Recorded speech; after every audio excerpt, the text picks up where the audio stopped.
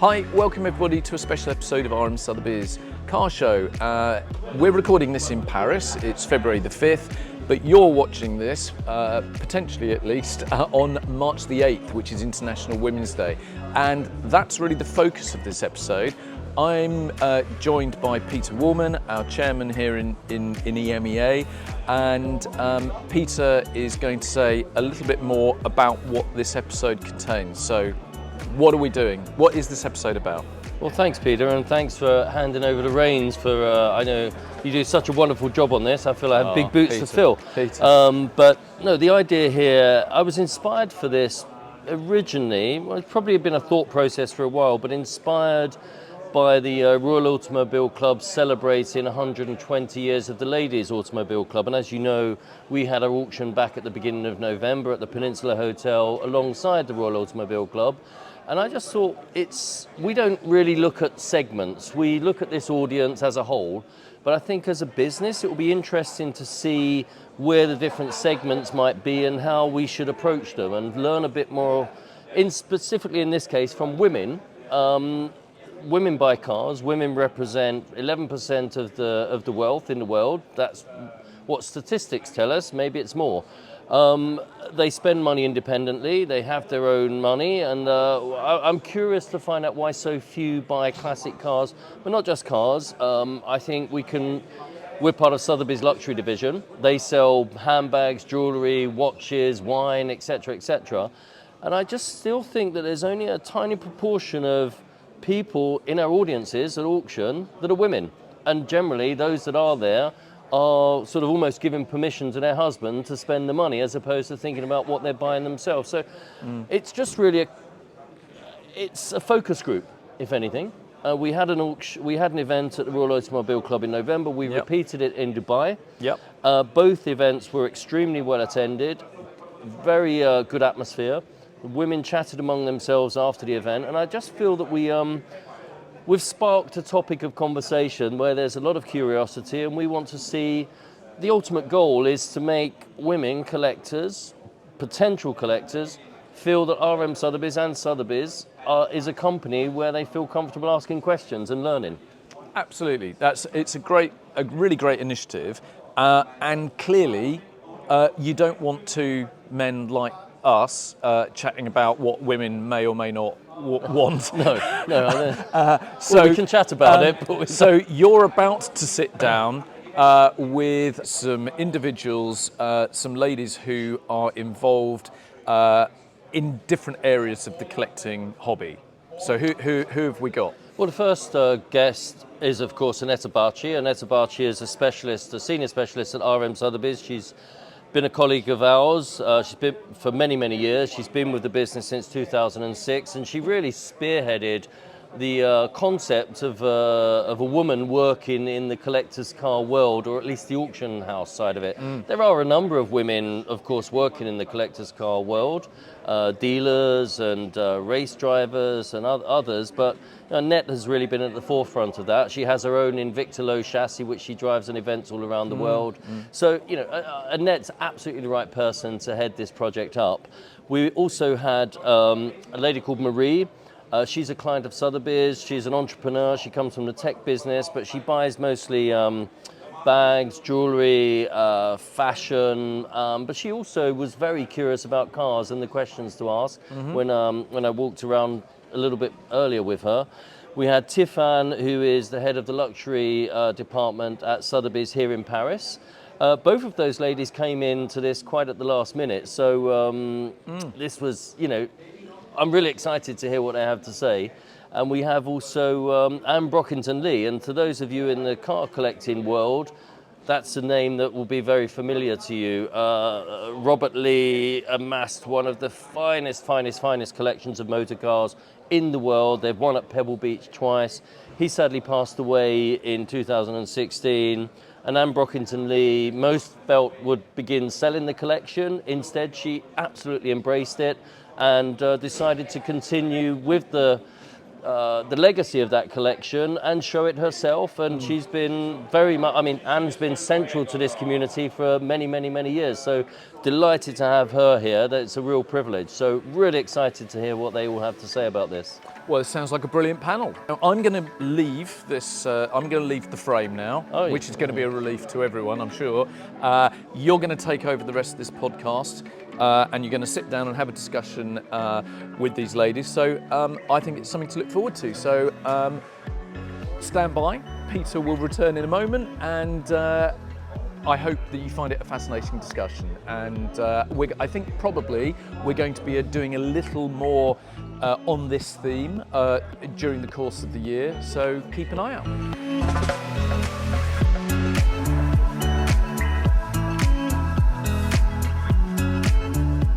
Okay, so welcome everybody to Paris, to our auction here at the Carrousel du Louvre. I'm joined by three wonderful lady guests, and that's what we're here to discuss. We're here to discuss women in collecting. It's not just about collecting though, it's just about the art of enjoying and living with beautiful objects, beautiful potentially collectible objects. We talk a lot about passion assets, tangible assets. So we want to really explore the topic of whether it's jewelry, handbags, wine, cars of course, or even shoes and fashion.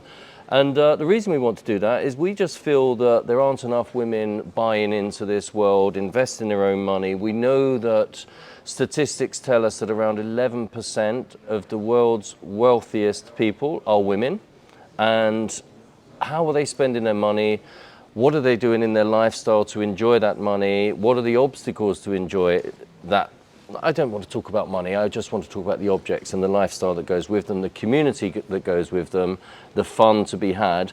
But we do know that at Sotheby's, very, very few women show up and bid for themselves at auction. We don't only do auction sales, we also do private treaty sales. But we're finding that in collecting handbags, for example, about 50% are women, about 50% are men. We can only assume that other 50% are gifting.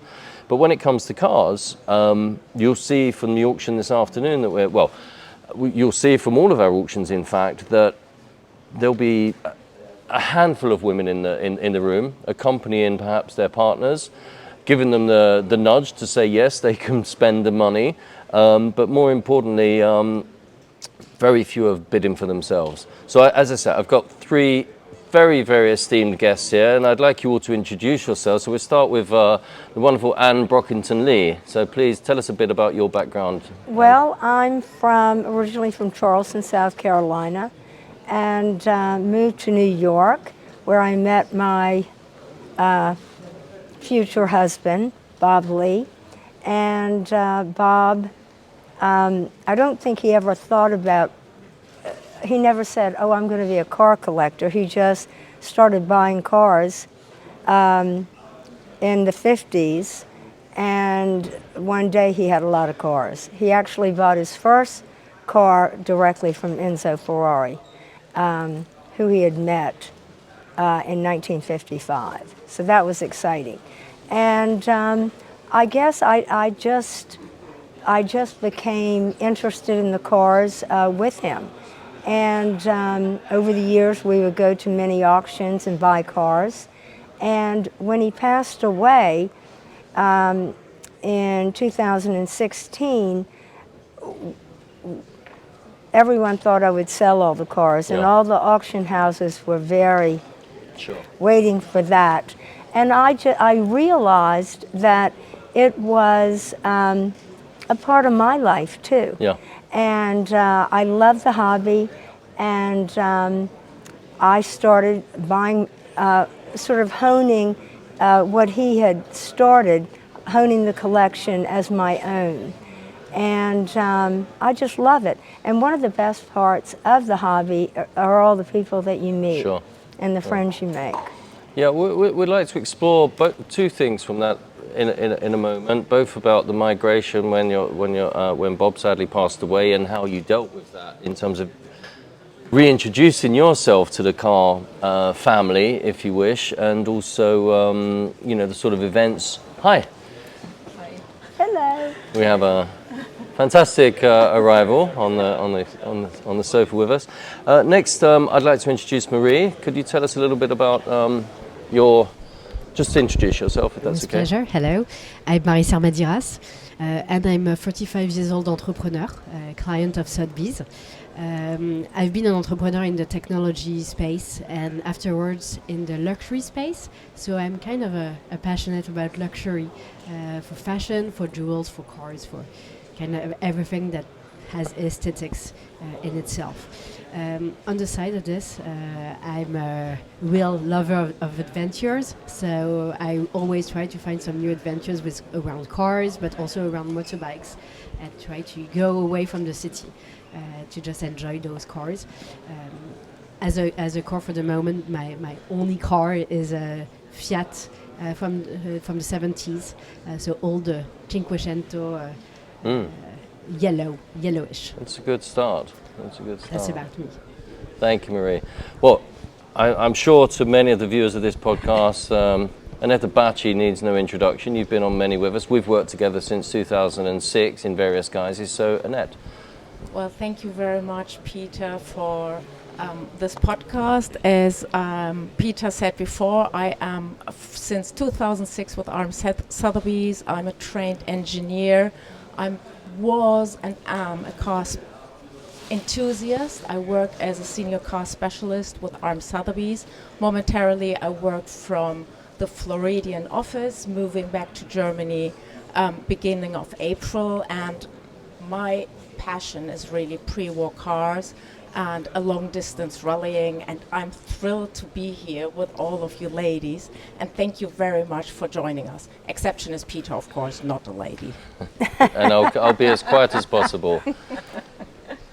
Please, would you mind introducing yourself? It's okay. Okay, thank you for your invitation, Peter and Annette, and I'm welcome. I'm really nice to meet you. So I'm Tifenn, and I have two jobs in Sotheby's because on the first I'm jewelry specialist, so it's more feminine area, as you can imagine. And my second job is I'm an auctioneer, and I started as an auctioneer now many years ago. And when I started, we are very few ladies in the school, but now there are more ladies acting as like auctioneer. I'm not a collector of cars, but I started to have a car very young, because at 18, because I lived in the country, and to have a driving license, and a car was really important. Essential, yeah. So my first car was my best friend to start in my life. So it was a Peugeot 405, a white one, and you know in French you can say her because you say une voiture, and it was a really important partner in my life. So I really a great and unique relationship with my first car when I was 18. What is intriguing for me is that you are an auctioneer. That is really another line of job that's rare for women. So I would love to find out from you your experience, and I'm sure that Anne can later tell us like her experience with being a car lady, if I may say. And like that will be really, really interesting for me to hear, and I hope for you as well, Marie. When I decided to become an auctioneer, I was around 16 or 17. You know, sometimes you decide to have the job because you had a great meeting with someone, and it was exactly my case, because when I was 16, one of my friends, her father was an auctioneer. So I discovered the function as the job. It was thanks to this meeting. And when I started, we were maybe 3 or 4 ladies in the training, and in the training we were around 25. So you can imagine the balance between the men and the women. And year after year, I see the change, because for my first meeting, so many years ago, when I just come in the client home just for a meeting, and even if I have a man trainee, the client started to talk with my trainee and not with me, even if I was auctioneer and it was just a trainee, because it was like that. It was like that. It was more than 15 years now. And year and after year now, the mind is really different. And from my clients, I have some women, I have some men, and they don't make a difference between men and women when you are an auctioneer. So I think it's really good evolution. Yeah. If I may, what I'd like to just explore from each of you, you're all professional women, auctioneer, and I believe you're an architect?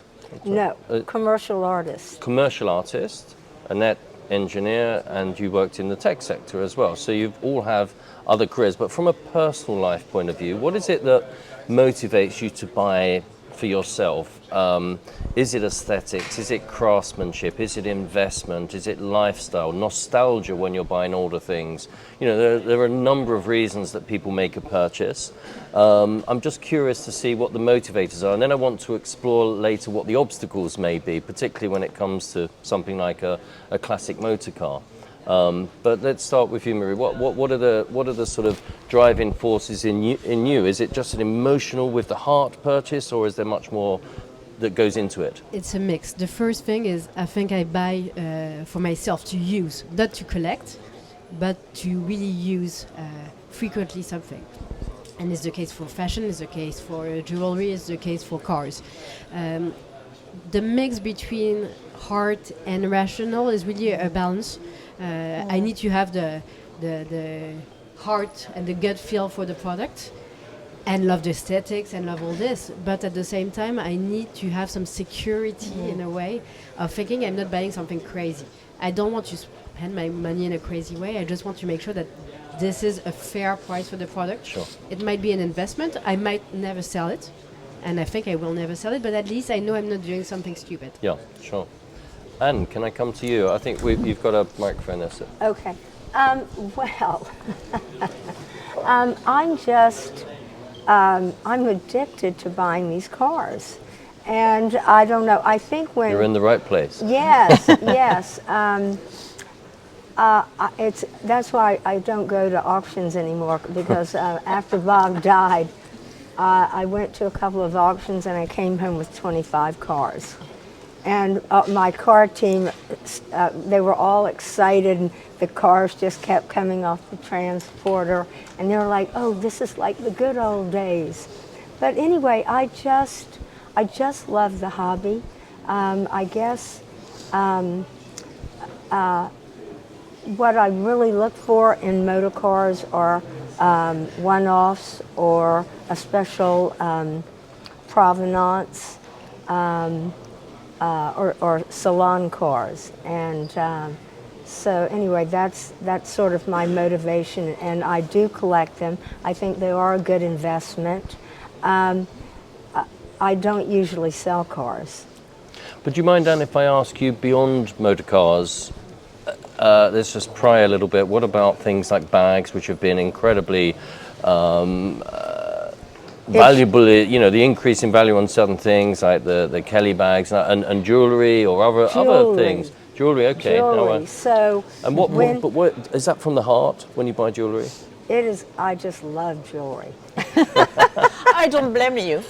So, when we used to get all the Sotheby catalogs, I was just send me the jewelry catalogs. I love jewelry, especially vintage. And so, when you buy jewelry, though, cars obviously is in your blood. You've been around the car world for many years and enjoyed it, and you're a hugely integral part of it. So you've lived and breathed that. But when it comes to things like jewelry and other passion assets, do you study it? Do you go into the subject? Do you read about it?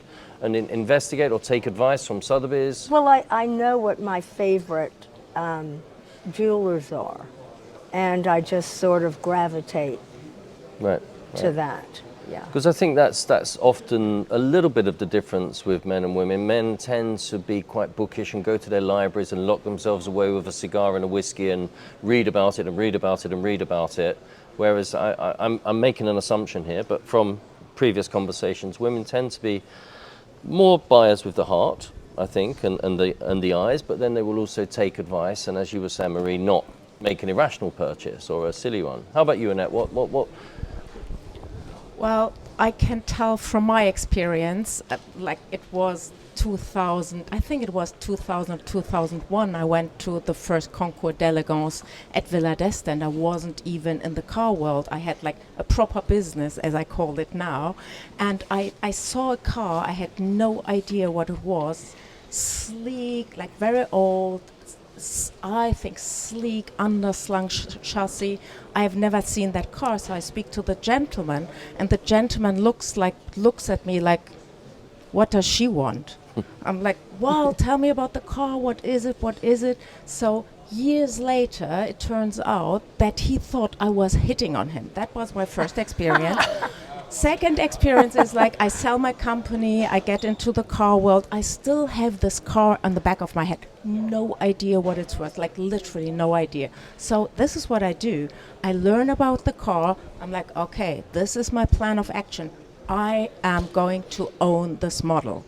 End of story. So I really came up with a plan of how to afford it. I couldn't afford it at the time, and I didn't want to afford it at the price at the time. So I really made up a plan, like buying a car, selling it for a profit, buying another car, selling for a profit. And what really, I got the car, long story short.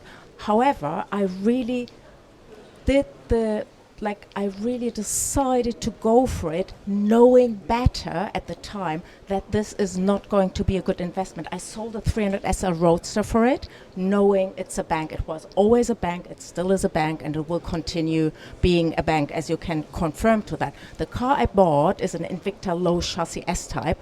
These days, pre-war cars are going like downhill. Sorry, there is no other way of saying that. I'm like, you know what? I don't care. I stick to it. End of story. So that's just me. But in that sense, from a car perspective, it's an outlier, and it's a car, not the sort of car that you would expect a woman to drive in general. Even many men would find a car quite like that quite challenging to own and to drive. Well, to own is not the challenge so much, and in all fairness, when I bought the car, I couldn't even double clutch. You have no idea what I went through. That was hilarious. I had a guy sitting next to me. He's like, Annette, you need to do this, you need to do this. I'm like, sorry guys, I have to stop. I can't do this. Stop all the traffic in England. Start again. Use the double clutch. But you know what? I am not intimidated by that. Good. Like, it was like sometimes you really need a sense of humor, but now I drive the car like, yes, you just need, as you know, you just need to do it. And I think that's a big difference from men to women. Women are like, oh my God, I need to know everything. I need to train to do this. No, just go for it. Men don't know either. Well, I think you're absolutely right. How about you?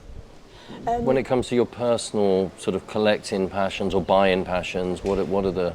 I think I'm just feel close to you, because I think when me or some ladies client buy something, it's a mix between heart and brain.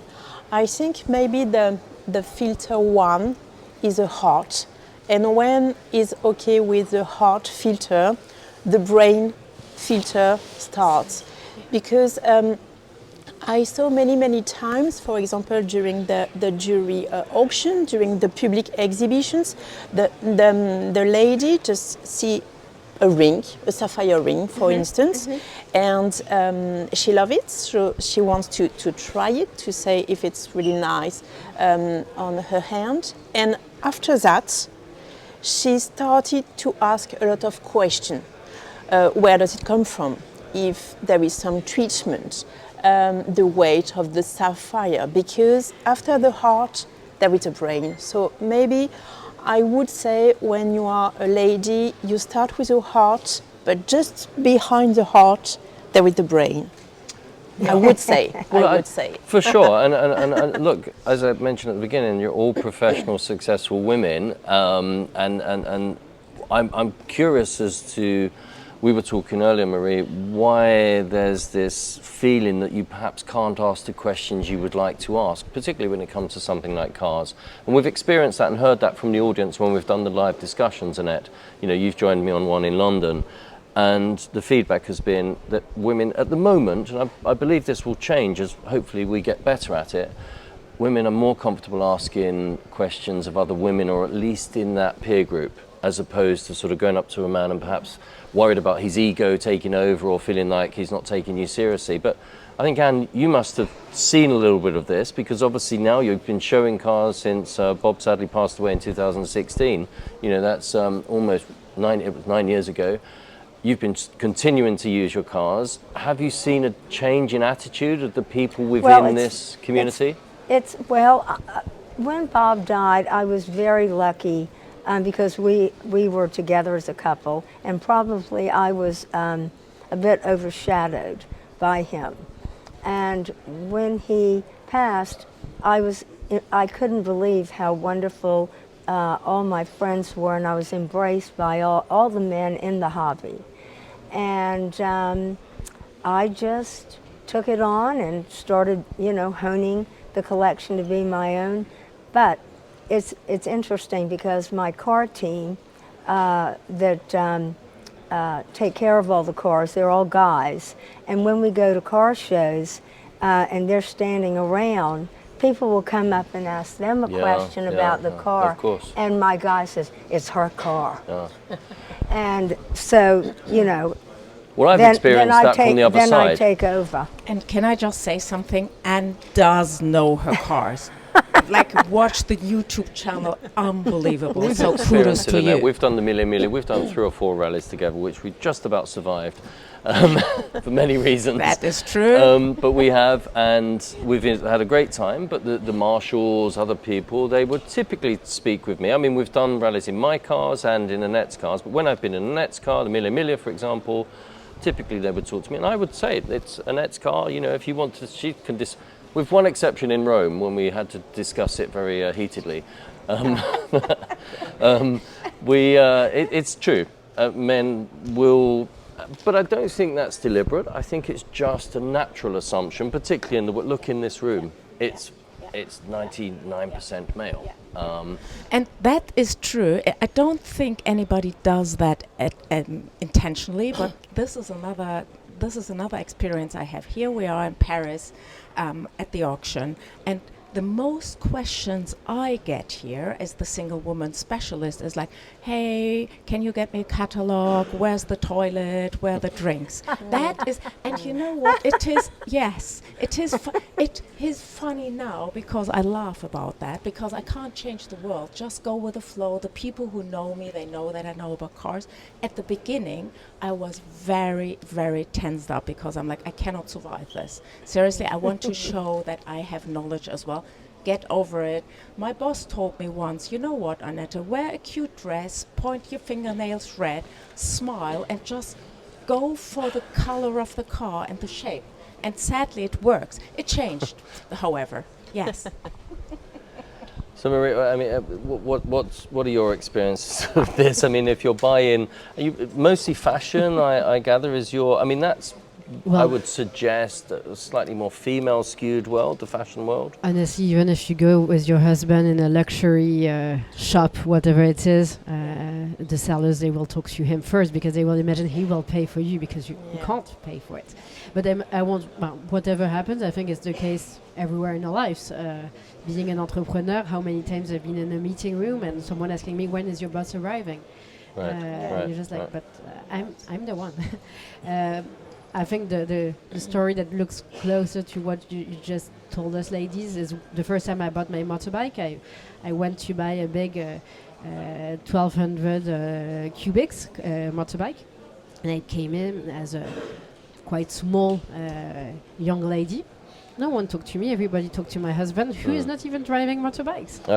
He used to, but he does not anymore. So it was funny because he was like, no, it's for her. And the sellers were really looking at him saying, no, there's something wrong here. So it happens all the time. And honestly, I must say, it makes me laugh more than something else, because I think it also depends on the way we position ourselves. As you said, we can put a nice dress and pretend to be a nice little girl, and it can help at some point. Or we can just pretend we don't care and we just want to move forward. And I think that the more we thrive, the more people will follow and will finally think, okay, no, maybe she's not just the one following her husband. Maybe she is the one. But you want your questions answered seriously. You know, we've been looking at a couple of cars and you had some very good questions, and you want them answered seriously, you want to be taken seriously. And I think, you know, it's our duty and our responsibility to consider this, but it will be a balance. I'm quite sure if we start to see more and more women in the auction room buying cars, then very quickly the sales team will adapt to that, I'm sure, and very I think quickly. It's a matter of the questions. Not being an expert today, I will come and I will ask basic questions. So you might answer to me in a basic way. However, if someone, and I think that's really what we need as women, is a kind of training. I'm a wine lover and starting to have a little bit of expertise on wines. But it did not come alone. I had someone who was passionate, who took me by the hand and trained me and told me these years are good, this you should not pay this price, this is too expensive, this is the fair price. And slowly I gained some expertise. And now when I go in a cave shop, I will have all the answers I want, which was not the case 3 years ago. I think it's the same for cars.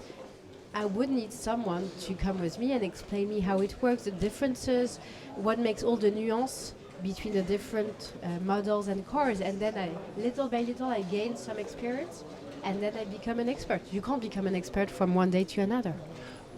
I think what's quite interesting about that is the communication channels as well. So there are lots of magazines out there, some are better than others, that talk about specifically classic cars.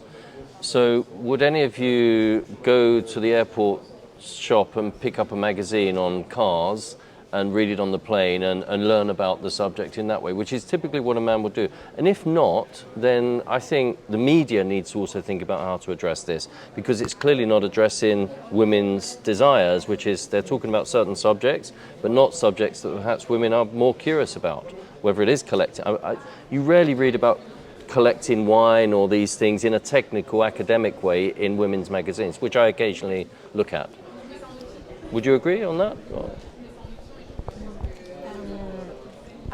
I would say maybe when you are a lady collector, you have not the same expectation than when you are a man collector. I would say maybe.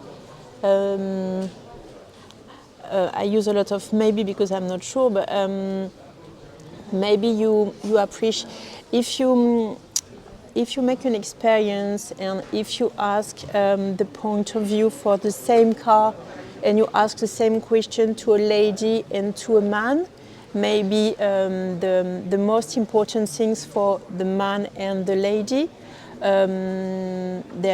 are not the same because they are just different profile and perspective. And I say sometimes it's really interesting because I think for the car it's really important things. It's and you have 360 degree around a car or a jewel or something, because if you add the expectation from the ladies and the expectation from the men, you have a full view of the car or of the jewel. I think it's complementary. Mm-hmm. Yeah. Mm-hmm. I think so.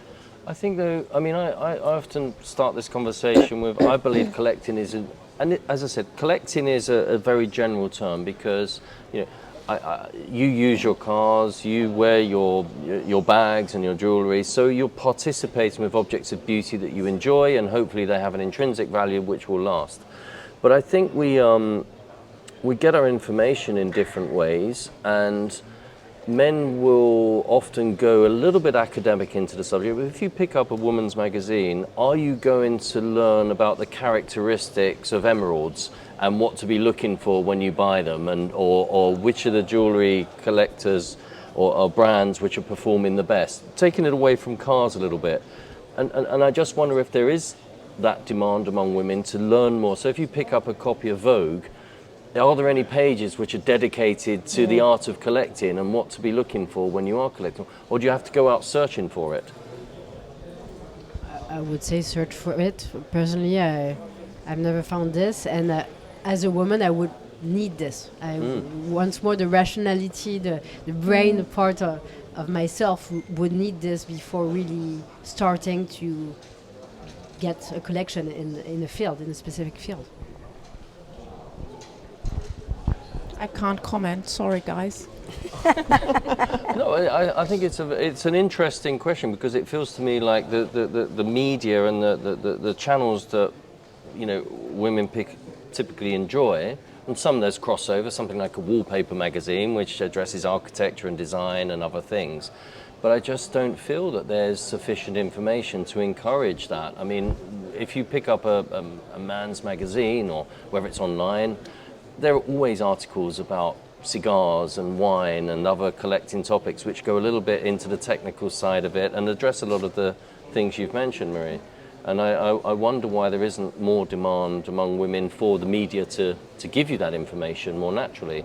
Do you experience that? I mean, I suspect your family has a wonderful library as well of beautiful car books. Well, that's just it. And I may not find what I need in magazines, but I'm always searching for books on whatever car it is and the subject. And we have a huge library. Yeah. And we have, and we would, if we wouldn't buy just one book, we'd buy 4 of the same. And so we'd have one in Montana, and one at the office, and one at the house, and one in New York. So, so it's not the magazines or the current magazines. I just have to go and find the books and the authors that I know write about those subjects, or write about Ferraris or whatever. And that's how I learn. Let me play devil's advocate for a minute here. Do we think the fact that only from 1974 in the US women were allowed to open their own bank account without the co-signature of man, as well as in Germany? Oh, I didn't know that. Yes. Definitely same dates for France. What's that? Same for France. So do you think that the fact that you always needed to have the co-signature of a male family member until then, if you want to take a loan or want to open an account, plays into the fact that, to me, it feels a little bit that we are kind of like, limping is not the right word, but like limping behind, like that whatever is like kind of female related is a little bit delayed compared to what male general do? Or is that too harsh? I don't know. I can't make up my mind. And what do you say? Well, I mean, I just don't recall it being that way. I mean, when I went to college, my father did take me to the bank to open an account, but I don't recall him co-signing. Interesting. I don't know. And I only learned this from the internet. This is what I researched, but 100% it's true for Germany, it's true for France. I trust you, because obviously, yes. But my point is basically, it's like we are with all our rights, with everything in development. Do you feel like we are a little bit like behind? Is it like evolution? No, it's not a development maybe in society, or is it just my perception? Just an idea. I have a view on this, Marie, I think. That's deep. On my side, it's a natural trend. Look at wealth. Male were the ones having the wealth, and are still, you talked about 11%, but that's not 89%. Approximately. So that, but that's kind of still a lot. Exactly. We are 50% of the population. So that's quite of a lot. And I think then culturally, most of the things that you could buy in auction houses were male things, in a way where spirits is a more a male thing. Cars is more a male thing. Jewels and bags is more maybe a recent category in this world. So maybe it's just things are slowly moving, but it's like in business, like how many times you go into a meeting and, well, there's not so many women, and it's changing little by little. So I kind of have some good hope that things will change, but maybe to embrace this change and this trend, we just need to find new ways to gather women around it in a different way, because they will not do it in the same way as men, I think. I think certainly, if you look at the property market and real estate, particularly at the high end, it's dominated by women, I think. Realtors, I wouldn't say dominated, I don't know that for a fact, but the impression I get is that there are a lot of women working in, and for sure a property purchase is very unlikely to happen in a male-only decision. I think that's and that's usually most people's biggest purchase, right? So there is clearly, but that's a joint purchase.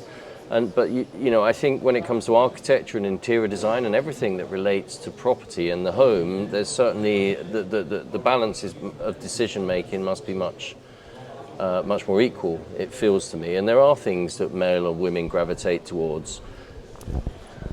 I can only agree, but I think that in fact we are talking about men and women, but it's when they are visible. But as you mentioned, someone mentioned earlier, it's, well, there's always a woman to nudge a man. I think when he buys a car, there's always a woman saying, no, stop here. Yeah.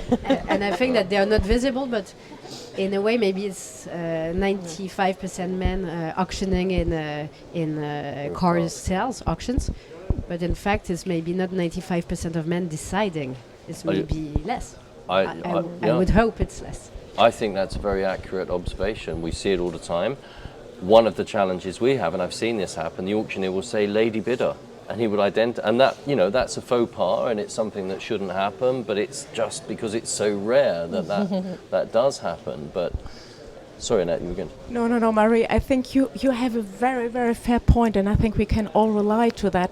There is a saying, right? And behind every important man stands an even more important woman, and I think that's woman, actually... In a backstage. Yes, that's backstage, right? Anne is a good example of this. Yeah. I'm absolutely on board with all of that. No question at all. But I do want to find out a little bit more about how we can, for example, rallies. So let's come back to cars a little bit, because when it comes to jewellery and watches, they're less about sharing, they're more personal. You're unlikely to come or invite people around to your home for supper and say, I'd love you to see my jewellery collection. It's less natural to share. But when it comes to cars, it's all about sharing, and it's all about events, and it's all about rallies. So it becomes very much a social hobby. And as you said, and you didn't sell the cars because it's your life. It's in your blood, and that's where all of your friendships come from. And I think that there are a couple of rallies which are specifically for women, but we were talking about that, and that doesn't necessarily address the challenge. Is that right? I'm not keen on all women rallies. It's just not as much fun, right? Well, I see all my girlfriends all the time, so I don't need to be on a rally with them. So. How about you, Marie? Annette, I'll just come to you first. You're an experienced participant in rallies. Does it appeal to you to be told, well, this rally is just for women, so we're going to hold your hand? In all fairness, I love the idea, and to me, I'm on the same page as Anne. I rather go on a rally that I love to do. However, I'm very, very clear about that. I only go with a lady co-driver for obvious reasons. I agree with that. Times has changed, Peter Line. No, I think having a rally car full of women is great, but I still think having it mixed is good. And when we were showing the Lord and Lady Rothschild Hispanos one year, in I think 2014, at Pebble, Lady Rothschild's a K6, I drove with all the girls, and Bob was in the J12 with all the guys. So that was fun. We enjoyed that, but I like it mixed. I agree on that. However, the only reason being is that I'm doing this for like, I don't know, 15 years, whatever. If I would start, I would probably feel more at ease on an all-women rally because I wouldn't know what to face. I wouldn't know, what to do. So I would feel probably more in my comfort zone. So I think it's a great idea. You're a diehard. Let's say, you've been around this, you've shown cars at Pebble Beach, you've done different rallies, whether it's, mixed rallies.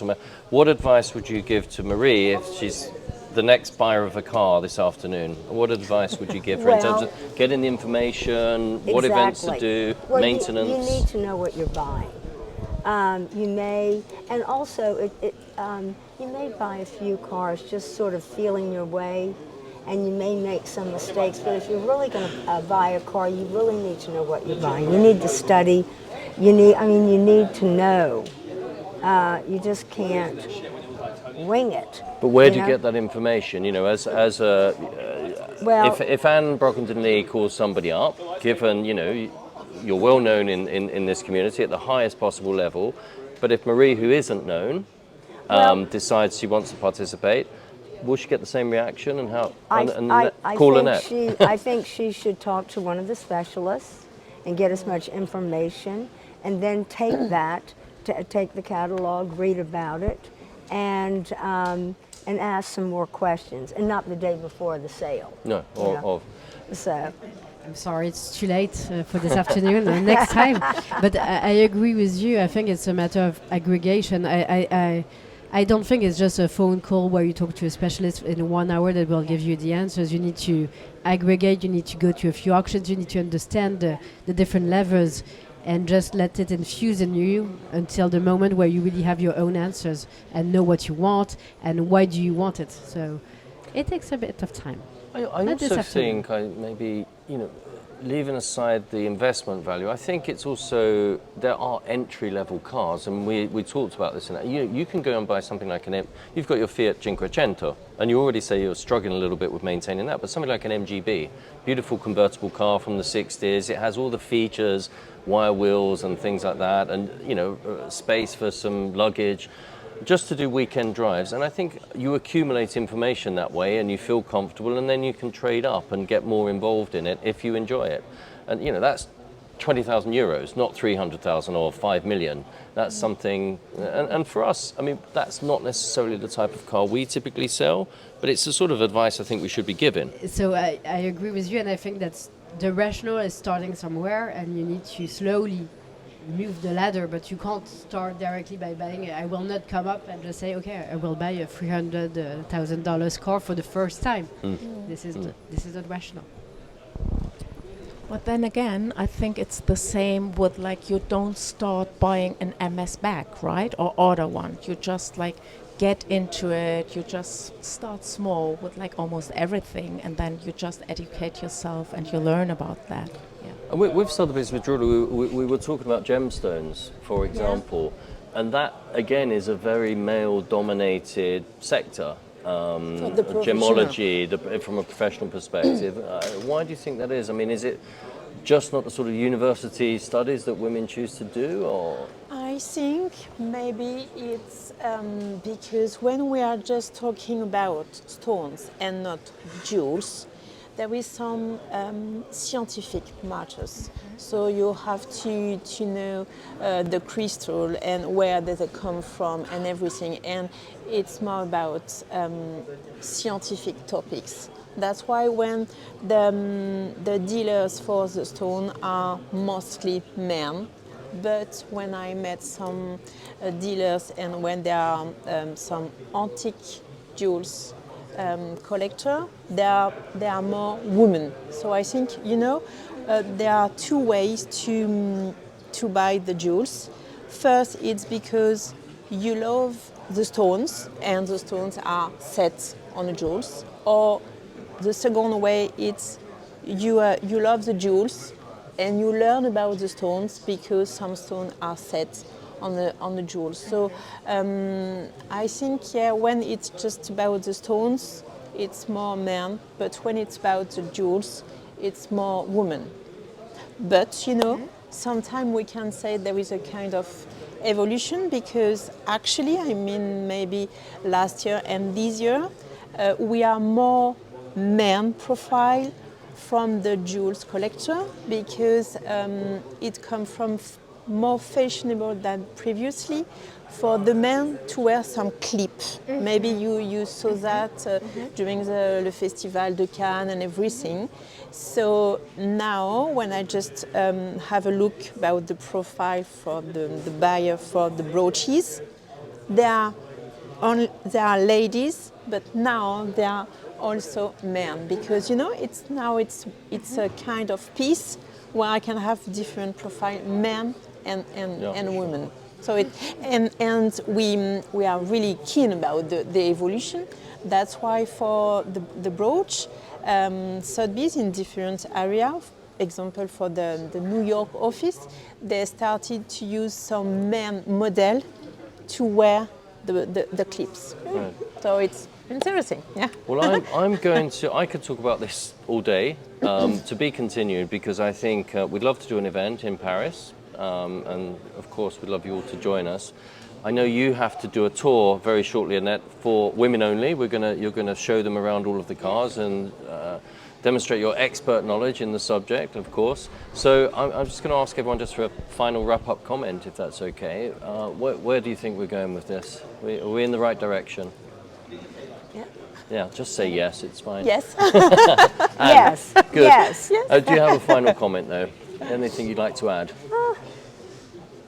Well, I'm trying to think. No, I don't think. I think we've sort of covered every aspect. Yeah.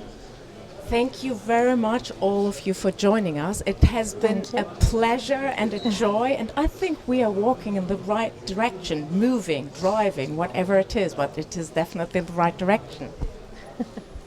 It is. And so I'll come back to the next auction when I will be prepared. Thank you all. It's been wonderful. Thank I really you. enjoyed it, and to be continued. So thank you for your final comments. It's been a really, really wonderful conversation. So Tifenn from Sotheby's, and Brockinton Lee, Annette Abacci from RM Sotheby's, my long esteemed colleague, and Marie, thank you for joining us. And I hope to see you again. Thank It's you. a pleasure. Thank you. So thank you, Peter. I hope you enjoyed that discussion. Really fascinating stuff. We've got, as I say, a little bit more, perhaps on a similar theme, coming up in future episodes. But thank you for joining us. If you like the RM Sotheby's podcast, you can subscribe on all the usual places where you find your podcasts. The video version goes out on YouTube, RM Sotheby's YouTube channel. So make sure you catch all of our content, and thank you for joining us.